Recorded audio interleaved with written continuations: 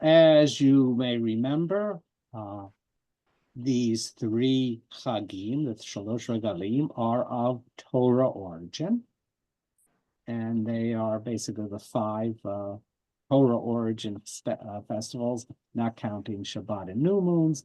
And they are starting the first one in the beginning of the year, in the first month, which we just celebrated, is Pesach. The second is the one we're celebrating this evening, Shavuot. And the third is Sukkot. That's right. In English, Passover, Pentecost, and booths or tabernacles. You also remember that these holidays are tied in both to the annual cycle and to the historical epic of the Jewish people and the land of Israel. So in terms of the historical epic, Passover is the holiday that celebrates the answer. This is an easy one. Everyone get the points. Pesach celebrates our freedom from Egypt. That's right, for his exodus, liberation, freedom. That's right. Shavuot, the 50-day feast, the week feast, Pentecost. The giving. Giving of Torah. That is Matan Torah or revelation. And Sukkot celebrates what? Harvest. First fruits. That's the agricultural cycle. In the epic history of ancient Israel, what does it celebrate? I know it's 6 months away, so no one needs to have it on the Wandering top in the mind. desert? No. Part of the wandering, yes. But what real aspect of the wandering in the desert? What is built in the desert that marks Israel? Oh, the Mishkan. The Mishkan, good. So we have Exodus, liberation, we have revelation, and we have the divine presence. We have the indwelling of the divine. So those three great events form the sort of the epic history. So we celebrate Exodus, we celebrate the building of the Mishkan, and tonight we'll be celebrating the revelation. In terms of the annual cycle of the land of Israel, the agricultural cycle, they are all tied into different aspects of the agricultural year, the beginning of the harvest, the end of the harvest, and the beginning of the rainy season. So they connect us if we celebrate them three ways. Shavuot is probably the least celebrated of all these holidays, but we do have services tonight and I think tomorrow at the congregation, and tomorrow is also confirmation. So those young people who stuck it out for another couple of years get to celebrate, and I'm always glad to see that there are people who wish to continue their involvement, particularly kids, and particularly in this world. So that's really Yisker is tonight, correct? Yisker is tonight if you follow the Reform cycle or the conservative or the Israeli cycle. If you have friends who go to conservative or Orthodox synagogues, that means they'll double the days, so Yisker would be tomorrow. So depending on your custom, light your yahrzeit candle tonight, if you're following the Israeli or the Reform practice, and tomorrow night if you are following the Orthodox. the traditional practice in Galut during exile. So to be really particular, this is a day off on Shavuot. It's a day in which we're not supposed to do malacha, so it is like a Shabbat. One of the most popular things on Sukkot, we don't have to eat matzah, we don't have to build, we don't have to do a lot.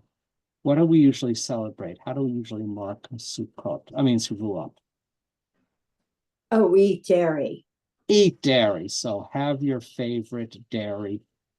Hopefully, if you need to, lactose-free dessert. For many people, it's cheesecake, but you can get a root beer float, that would do it, or Oh, ice cream sundae, anything that has dairy and gives you joy, I think is really important. Okay, bananas and sour cream. That that's was a my good mother. bananas That's and what sour. she would eat for Shavuos. Yeah, blueberries and sour cream. Mm. Give us that at summer camp, you know. Or borscht and sour cream. Yeah, and borscht. Oh, yeah, my mother loved that Change it up, too. they gave us blueberries sometimes. And my father had shav and sour cream. Oh, Oh, yeah, yes. borscht. I like shav better than borscht. That's, it's they're both very good for you. Mhm. Let's see. My favorite, however, is strawberries in heavy cream. Mm. That was the best. Strawberries are coming out right now and heavy cream. So people from Central and Eastern Europe, this was sort of the beginning of spring and the first really great delight. Sour cream you could get all year round, but that special sweet cream was Yeah. really very good. And if you wish, beat it up. If anybody's interested, I have a recipe for tres leches cake, which I make on Shavuos. Oh, Got yeah. 3 different kinds. It's got regular milk, it's got evaporated milk, and it's got sweetened condensed milk. And then it's topped with whipped cream and Oh strawberry. my God. It's And like, you're a great baker. oh, it's Okay, so we all have our ritual food for Shavuot. If you want to have it for dinner, have a dairy dinner. Why would you want to have meat on such a beautiful day? So have a nice piece of fish or a salad and have your dessert and have a good time. And also a light white wine goes best with it. That's what I would say. Okay, today, God willing, we're going to finish Parak 7, which is nice because it will give us a break, and we're going to learn a little bit more about the cup of blessings and then meet a very important Jewish woman, a woman named Yalta, the daughter of the Exilarch, the wife of Rabbi Nachman, and a very, very interesting and important woman. I think the woman who's mentioned the most in the Talmud. So I'm going to go to our screen share. And again, we're always open for stuff. Scoot up to where we ended up last time.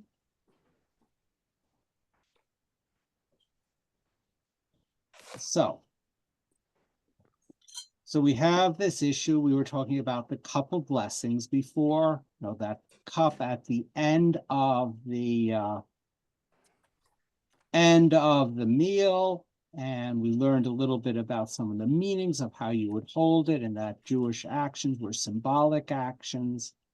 And one of the things that you do with this cup of blessings is that you can use it to give as a gift.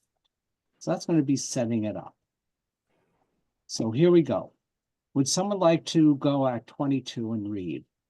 Hebrew, Aramaic, or English? You can practice that in either language. I can read. Okay. As for what was said after he takes it in his 2 hands, and he places it in his right hand, Rabbi Chaya bar Abba said that Rabbi Yochanan said, the early sages asked, what is the ruling? May the left hand assist the right when taking the cup? Rav Ashi said, since the early sages raised this dilemma and it was not resolved for them, we will act stringently and not assist the right hand with the left. Okay, so that's a really thing. Yeah, why do you put it in 2 hands and then put it in 1 hand? I don't know. And Rabbi Ashi was really clever. He said, well, I don't know. It's raised in a long time. The Rishonim, that is the Tanaim, raised this issue and they don't know what to do with it. So he suggests what to do. So let's learn about how Rabbi Ashi wants to deal with this. This is near the end of the Talmudic period, and he's an exceedingly bright man. He was maybe even a prodigy, a child prodigy. So what do we say about what does Rabbi Ashi say? I'll read. Yeah. We will act stringently and not assist the right hand with the left, lifting the cup. Okay, so here it is. He says, one hand's enough. So when we actually lift a cup, blessing of wine, we usually hold it. With one, right? Yeah. Now, often when we say kiddush, there's a fun way of holding it in an open hand like this. Like the 5-petaled rose.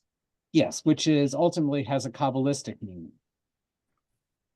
And the blessing, particularly on Shabbat, is that the wine comes in, representing the flow of divine energy from the higher Sephirot, the more abstract concept of God, all the way up to the one without him, and the Ein Sof all the way down to us, which is the Sephirah called Malchut, or which is God's divine presence in the world, which is seen as sovereignty, but it's also known as Knesset Israel, that is the community of Israel, as God's blessings overflow. The Sfeilah comes into us and we capture it with an open hand. So that's, are you That's a supposed to be, beautiful, so do you want to be holding it with another hand? Do you want to really practice how you can balance things? So that's what he says. I'm not going to do it. So we lift the cup.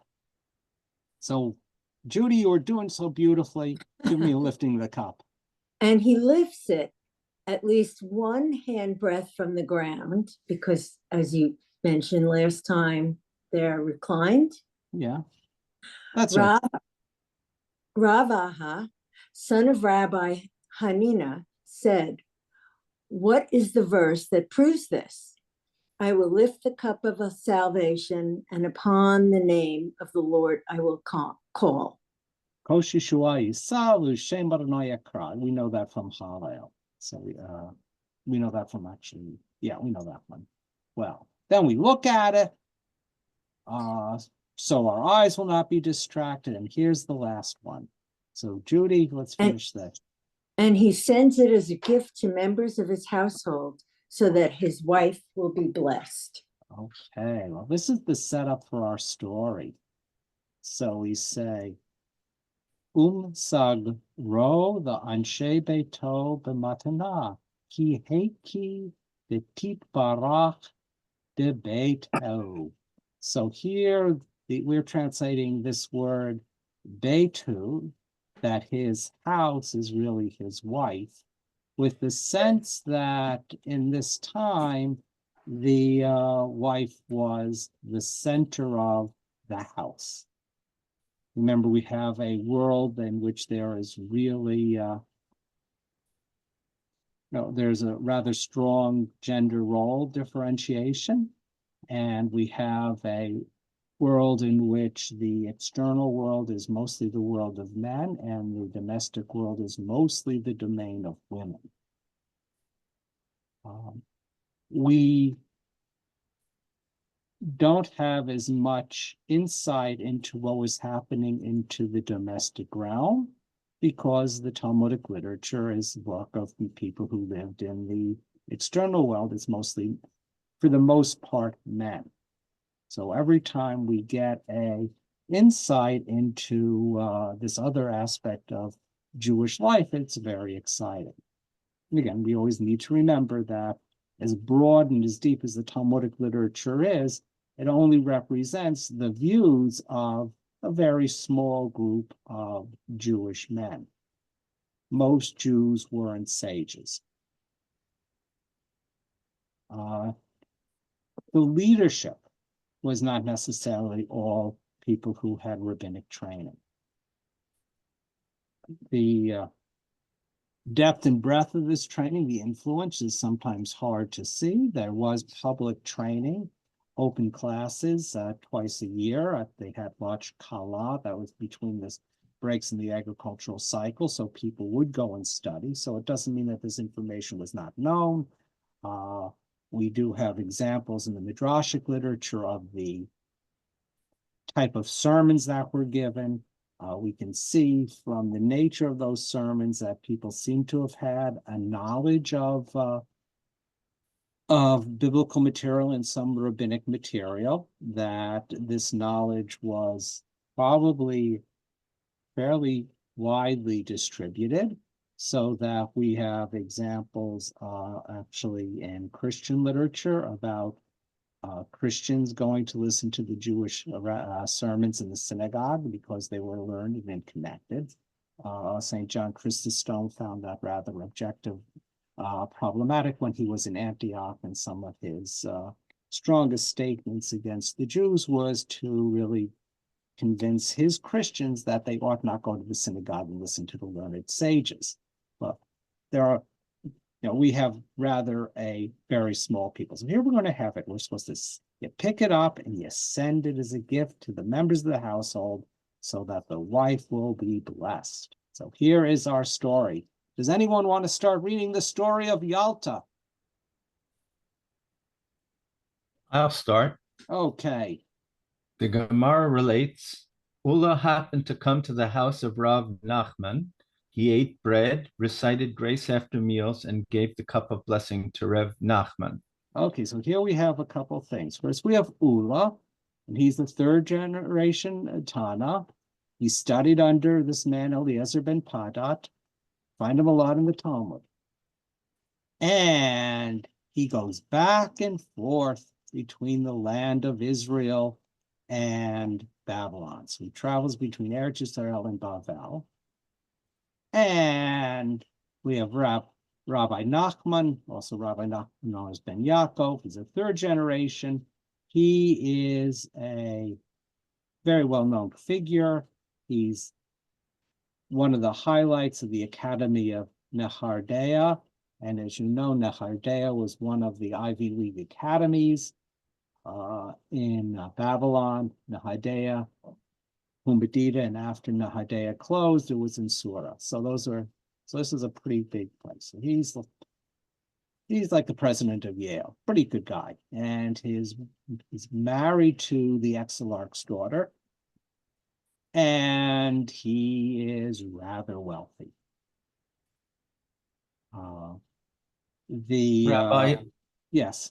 I'm a bit surprised by the fact that wealth would give him special clout among scholars. Why? Why would they be any different now than they are now? I don't know. I'm probably idealizing scholars as being above worldly possessions and comfort. They are above worldly possessions and comfort, but they are also living in this world. And also, he's a very well-connected man. He's head of the academy. He's married to a daughter of the Exilarch. Nahariya is an ancient settlement. It goes back to the Babylonian exile. I think King Jehoiakim was settled there. They have connections to the Hasmonean family. And these things will come up in different stories about him. But so he's a wealthy man in a prestigious community and he knows of long standing. Yeah, he knows people. And he knows people. So let's say, he's in New York and he's living in the Upper East Side and he's the head of, let's say, JTS or something. Okay. Okay, yeah. So here it is. So we have Ula is at the Nachman's house and he gives the cup of blessing. So Rabbi Nachman continues. So Rav Nachman says, what does he say?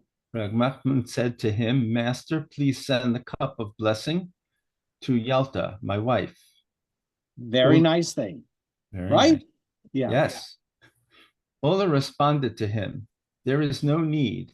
As Rabbi Yochanan said as follows, the fruit of a woman's body is blessed only from the fruit of a man's body, as it is stated, and he will love you and bless you and make you numerous, and he will bless the fruit of your body.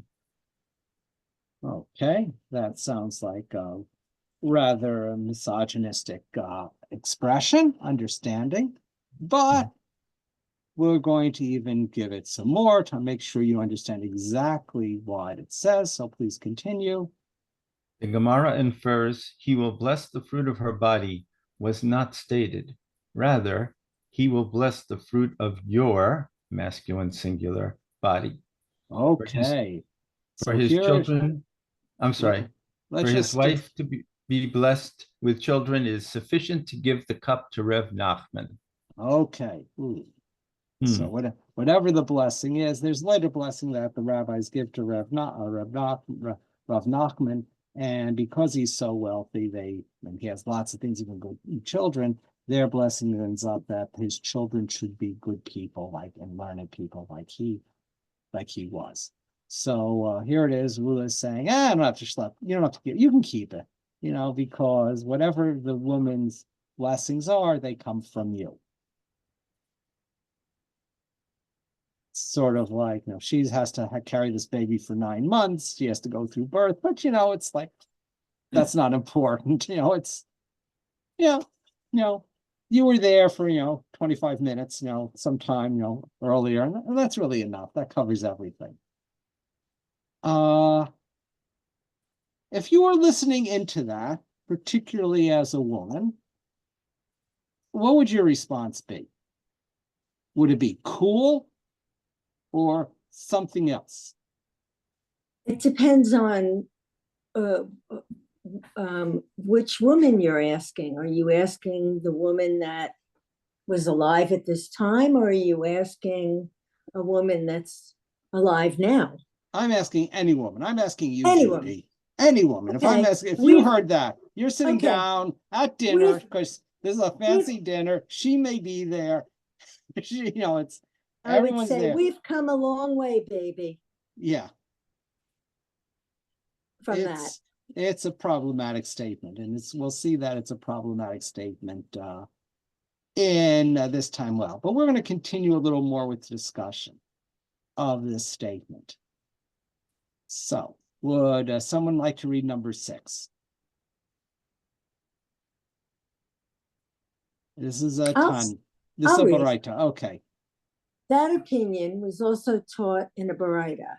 Rabbi Natan says, from where is it derived that the fruit of a woman's body is only blessed from the fruit of a man's body? Oh, that's revolutionary.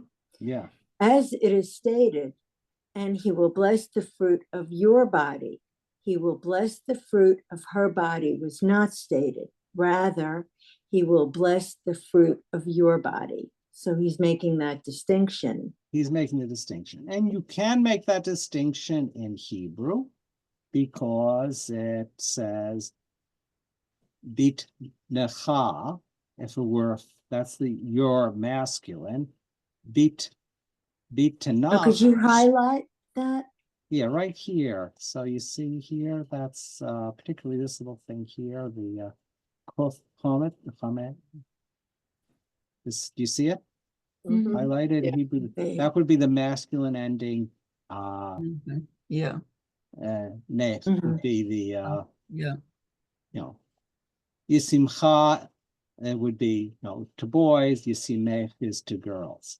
So they're saying that because it's a masculine form, it must refer to the men. Now, the problem there is that Hebrew often will use the masculine form for the general. So it could be yours in a general sense. There are a number of different theories going on at that time about how babies are born. There are 2 ones that are circulating in rabbinic circles. One is a sense that is actually is found in the Aristotelian tradition that a male will impregnate a female, that the male seed, sperma, is seed, will go into the field of the womb and therefore grow.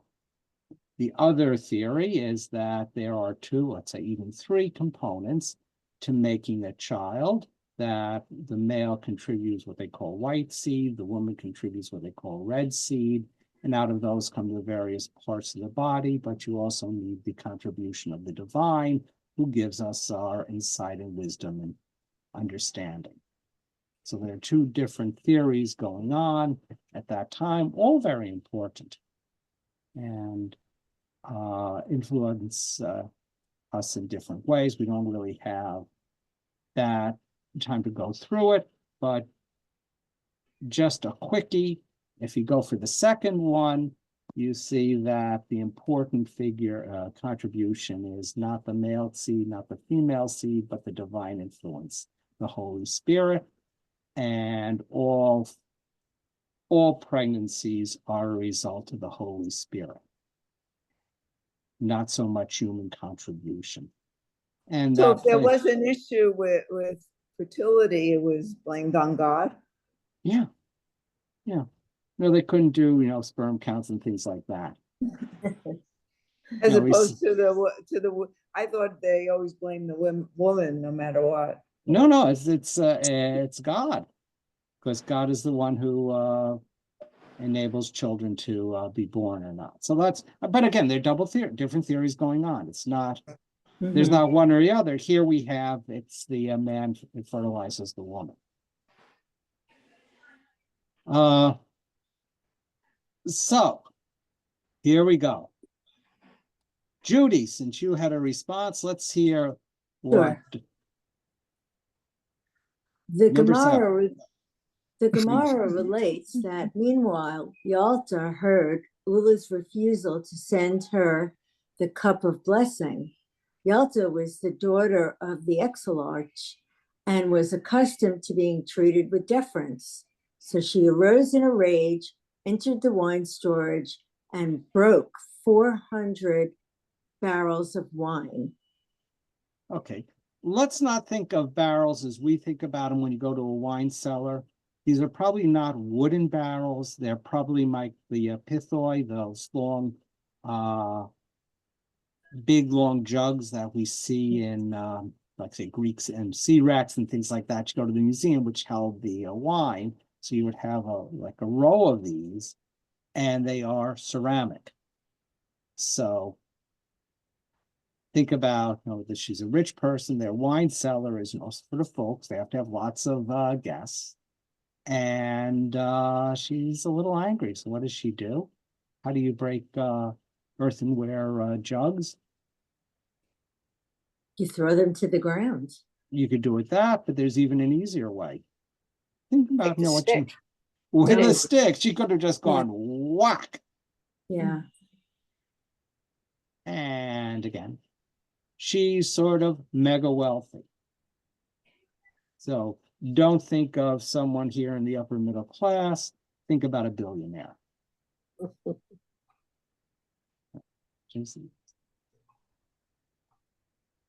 Well, apparently,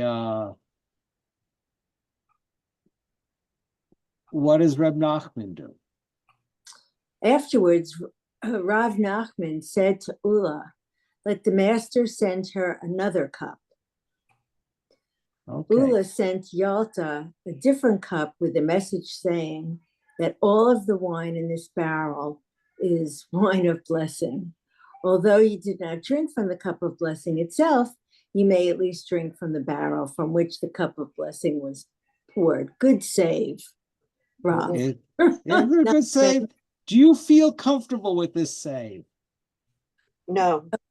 Why not, Tula? But let's let Tula talk for Yalta. Yeah. How would you feel about this, Tula, if you were Yalta? I feel that he's patronizing me and he's not recognizing the damage that he caused me, the hurt that he caused. And the other one would think how, if they were speaking for Yalta, what you would say.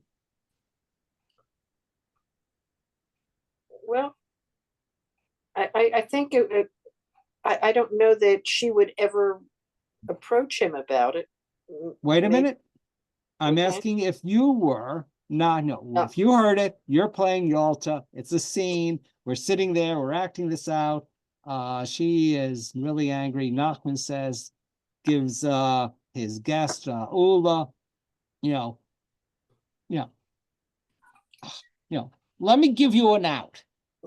Mhm. Ula takes it up and has an opportunity, and he responds with another cup and this nice, what he thinks is a nice blessing. And I like your response, Tula.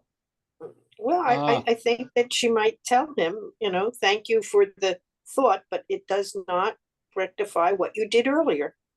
Yeah, Too little, too late. too Mhm. little, too late. Yeah. Yeah. Yeah.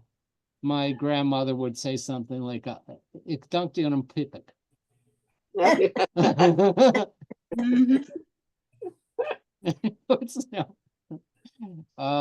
Okay, so you have this. Let's think. Anyone else want to think how Yalta will respond before we look at what she says? Rabbi, she may have been very wealthy and accustomed to deference and all of that, but she's still a woman, and her response, I don't know, would be tempered just by her station in life. Okay. Here it is. Oh, well, Tula, you read. she sent him a stinging response from itinerant peddlers. Ula traveled regularly from Eretz Yisrael. You need to move it up. It's Oh, okay. To Babylonia and back. Come meaningless words, and from rags come lice. so she's not taking any garbage from this guy. He's saying, here I am. I was trained in Israel. I was trained in the land of Israel. I have the title of rabbi. I'm really very special. Look at me. And she says, you're nothing but a peddler. Rabbi? Yes. Rabbi, it's almost like a combination between Dynasty, where they throw the wine glasses in the fire, and the Taming of the Shrew. It's almost like that. Good one, Cindy. So we have here at least one woman who is really arguing very strongly and has no shame in putting down not only a guest who acted improperly, but a guest of fairly high status. We cannot tell, obviously, if this is exceptional or this is normal. Obviously, we just don't have enough information. My general sense is that it's probably more normal than not, and that's why it's in here. Because to the editors of the Talmud, this probably rings true. And we have a number of different situations. And if we have time, we may look at least one when Yalta really proves she's a full participant in this community, and she has the skills and the knowledge to go one-on-one with the sages. So is this an issue just of class and status, that because she is a wealthy woman, she can do this? Or is this how women would interact with their husbands at whatever level they are with their peers? I mean, this we don't know.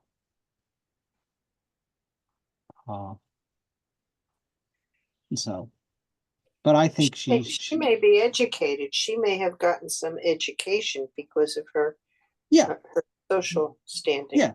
And she's able to compete with men of the same level and status.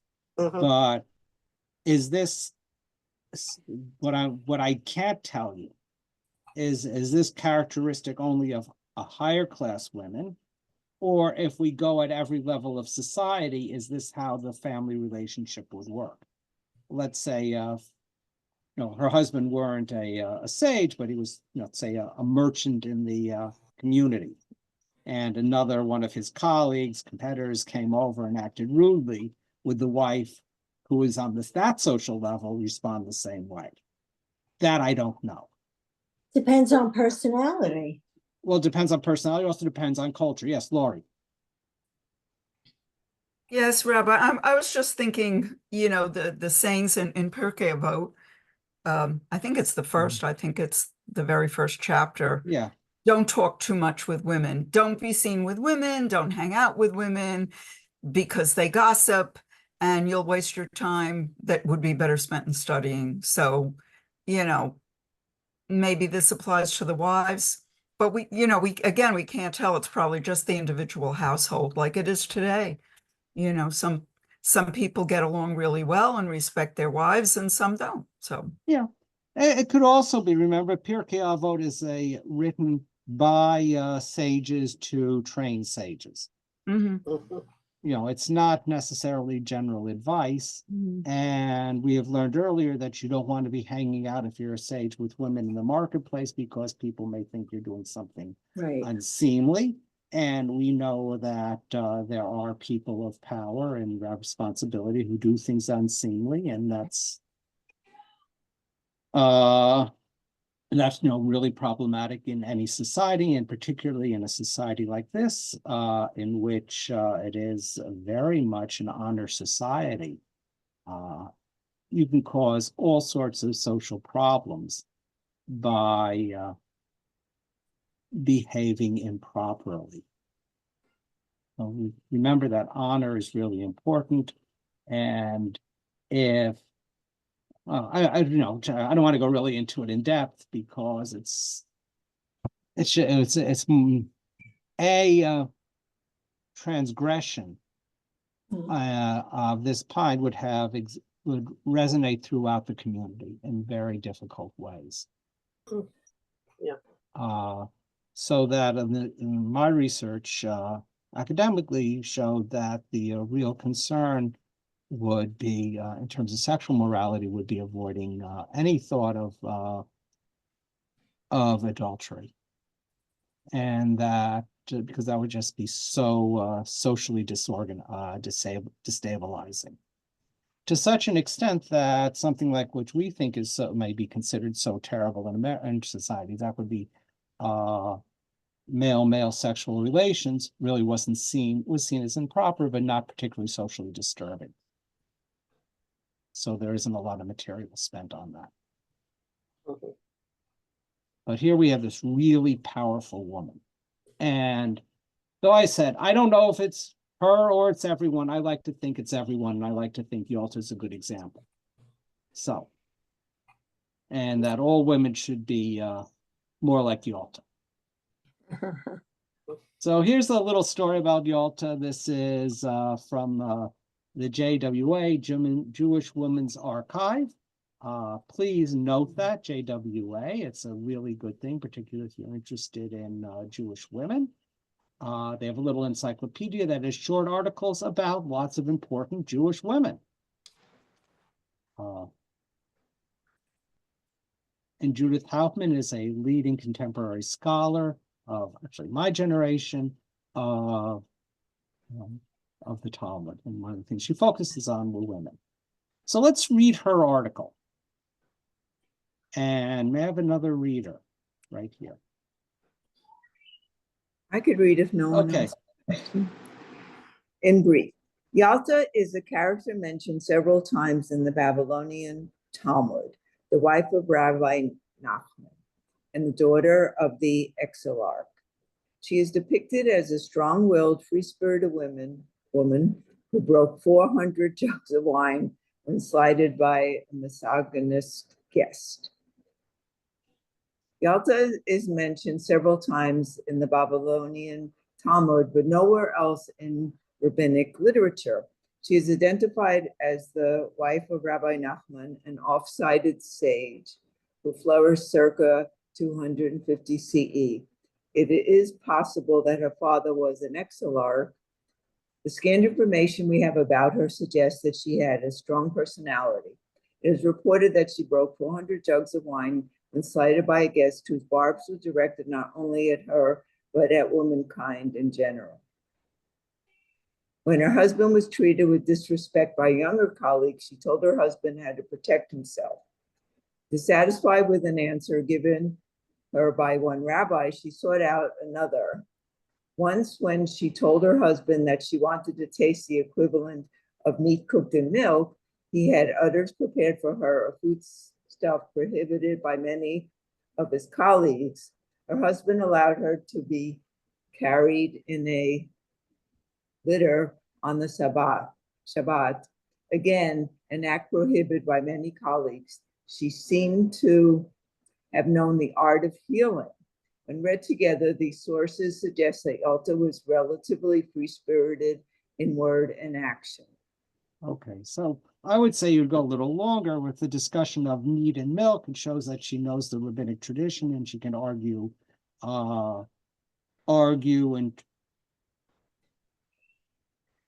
with the same, present the same arguments as the sages do, that we see other places in the Talmud.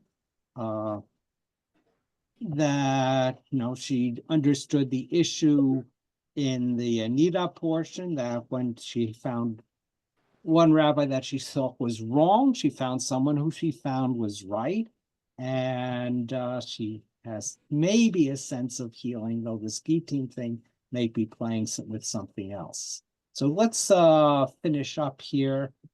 And if we have a few minutes, we'll go back to Yalta, but now we're just going to finish up our parak. So Rav Asi said, one may not speak over a cup of blessing from the moment he takes it in his hand until he drinks it. Okay, we know that blessings, everything has to be done smoothly and continuously. But you don't want to break. We've seen this earlier with the washing of the hands before Hamotzi. You wash your hands and say Hamotzi, you don't want to take a break. We've seen this in our liturgy, that you say a prayer and you continue without a break. You don't interrupt, let's say the Amidah. There are places where we don't have to say hello to greet someone because we're in the process. So we continue going smoothly. Once you start the ritual process, the spiritual process, you have to see it through the end. And Rav Asi said, one may not recite a blessing over a cup of punishment. Okay, before we go into that, we have two words that are really interesting. One we know, because we use it all the time, bracha. That's blessing. Puranut is the other word, which they have translated as punishment. And that's not a bad translation, but Puranut is the opposite of bracha. So what would be another way of translating Puranut, if you know it is not blessing? Is there a good English word for blessing and Curses? not blessing? What? Curse. Could be a Curse? curse, yeah.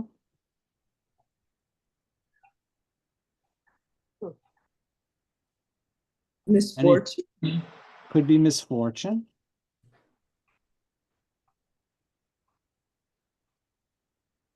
Any other translations that you might want?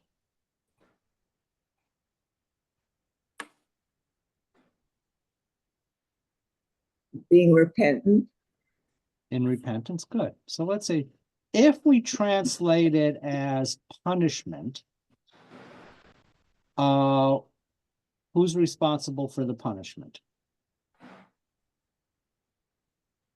God. God.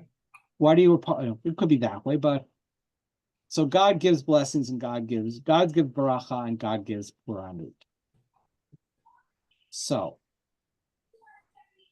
if we think about it as punishment, we deserve punishment when we do something wrong. And then maybe we deserve blessings when we do something right. If we think about it as blessing and curse, do we earn our curses or do they just happen to us? Yeah, I think we earn our curses. How do you earn a curse? By breaking a rule or a commandment. Yeah, but that would be more of a sin. But what does it take for me to curse you? What do you have to do to get me to curse Oh, you? I would have to hurt you in a very bad way, affect your family, God forbid, and your household, God forbid. Yeah. Yeah. Now, that's good. But I could also curse you because of something that I do. The most important thing that you want to avoid is jealousy. I may see your beautiful house, your lovely family, your cats, your children, and I'm giving you an ayin ra. Mm. So in some way, punishment is I've done something and I deserve to be punished.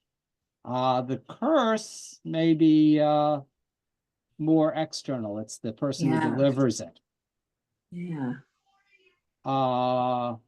Then we also talked about good fortune and misfortune, and that gives us a different sense. What's misfortune and good fortune? Who's in control of that? We are. We are? Yeah. How do you control your fortune? You make decisions and you do the research. You do the research and you keep yourself informed so that you make good decisions. Okay. Yeah, that's good. So you bought yourself the best car, has all the safety equipment. You just went to AAA to get your senior training to be a defensive driver. And you're crossing the road and the guy misses the light.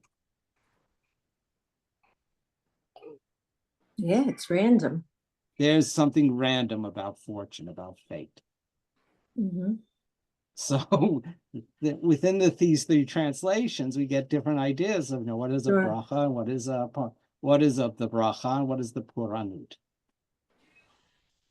So if something good happens to you, it's a blessing. If something bad happens, then it's not a blessing. That's not a blessing, but yeah. So there's something just arbitrary about it. There's something that it could be the gift of someone or the curse of someone or something that we can do, or it could be there's a little bit of all three things within blessings and curses. Right. So you don't thank God for,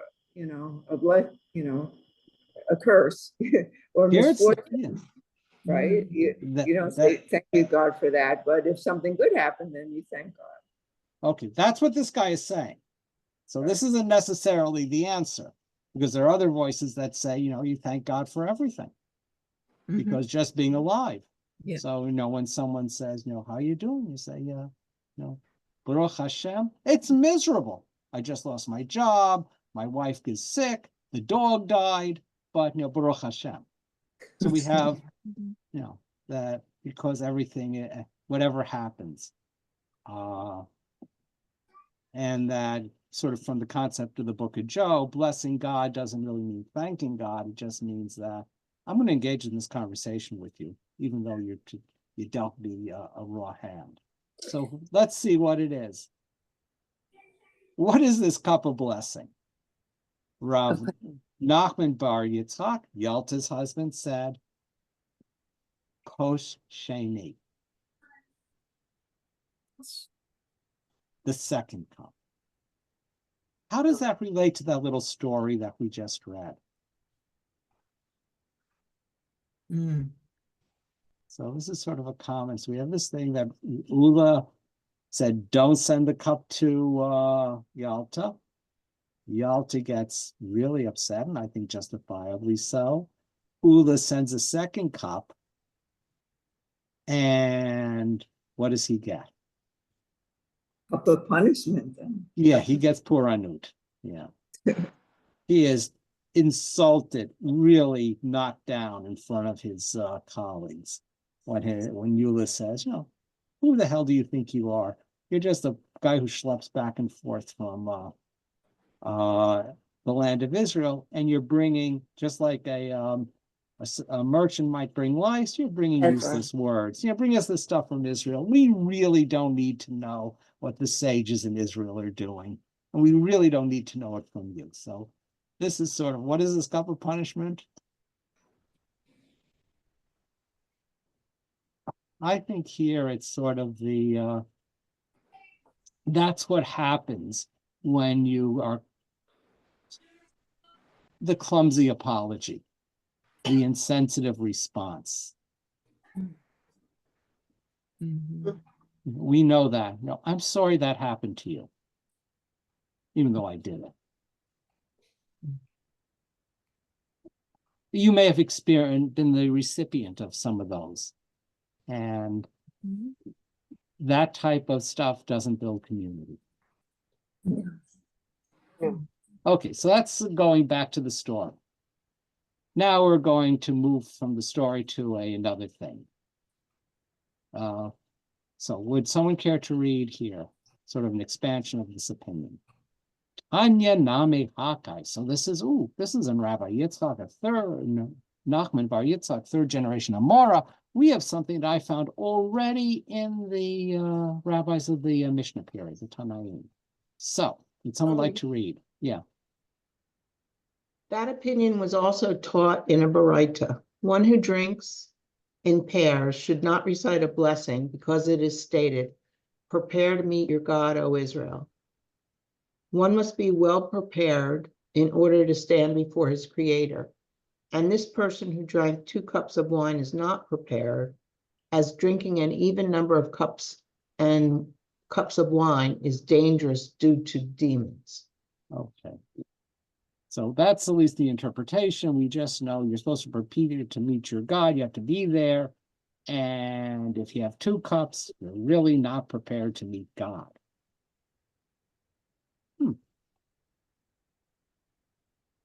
So what does this have to say in terms of the drinking of wine and the type of attitude we should have? And is that wine too much?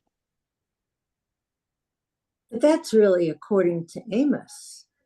Amos is saying, has nothing to do with wine. He's just saying a general thing. Prepare to meet your God, O Israel. God's going to be present.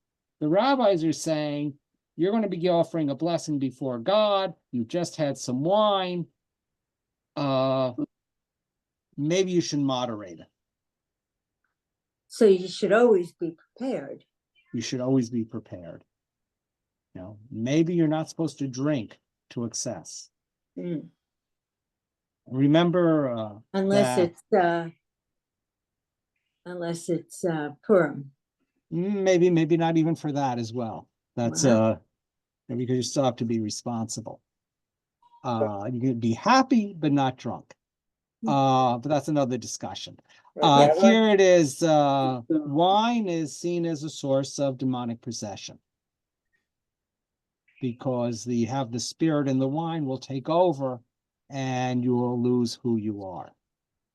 And we've talked about this before, that in their psychology, that things aren't so much internal but external. We have passions. That means we're being affected by things. And wine, alcohol, is a spirit that gets to us. And we still use that. If you go to a liquor store, they sometimes say fine wines and spirits. Right. So your fancy scotch has this dangerous spirit within it. Okay, let's go on. And a question. Yes. The prohibition is against an even number of cups. Doesn't say anything about odd numbers. So you could have 3 cups, 5 cups, 7 cups. Yeah, but you have to say a blessing already, and this is the end of the meal. So I'm not so sure. This is an interpretation that the drinking and eating cups of wine is dangerous to demons. That also is a way of, part of the demonology. And yes, that's what Rabbi Steinsaltz is pointing out, and he's drawing from other rabbinic traditions that deal with how do you protect yourself from demonic possession. I'm not going that way. I'm just saying, I don't think you need that to understand what's going on. Okay? Yeah. I'm just giving, what I'm basically saying is I'm giving you a different opinion than Rabbi Steinsaltz. You should know. Rabbi Steinsaltz knows knew a far more Talmud than I could ever know. He was a prodigy himself, and had an incredible knowledge of all this material. So, but I'm just moving. But here I think he's overstating, and I don't think you have to go there. In concluding, we're almost done, so I'll just read through because we're near the end of the hour. Rabbi Abahu said, some say it was taught in a Baraita.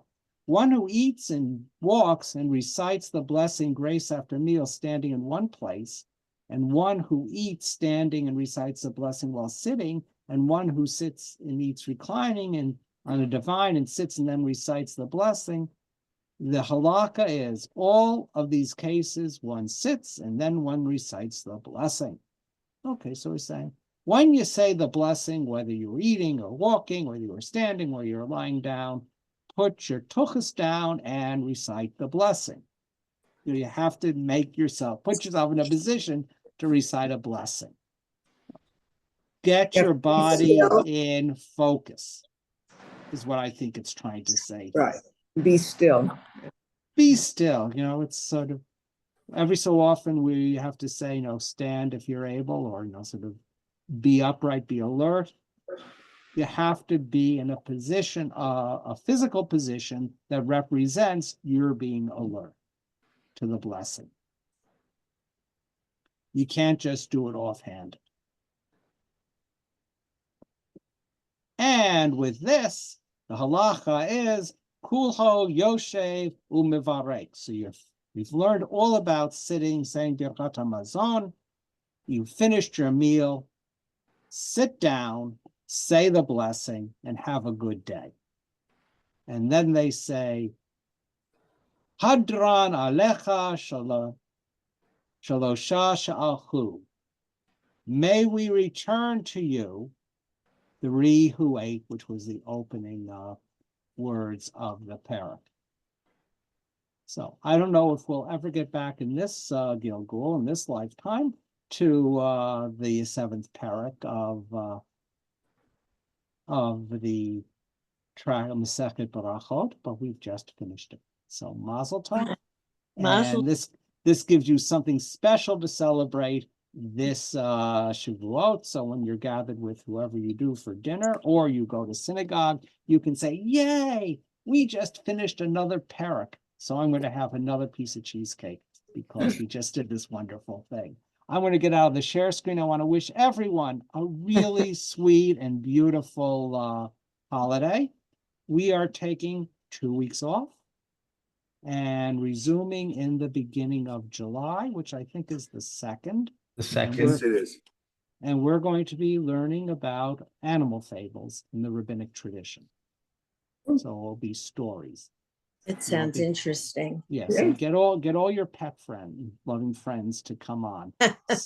Same time, same place, or as they used to say, same time, same bat channel, same bat time, same bat channel.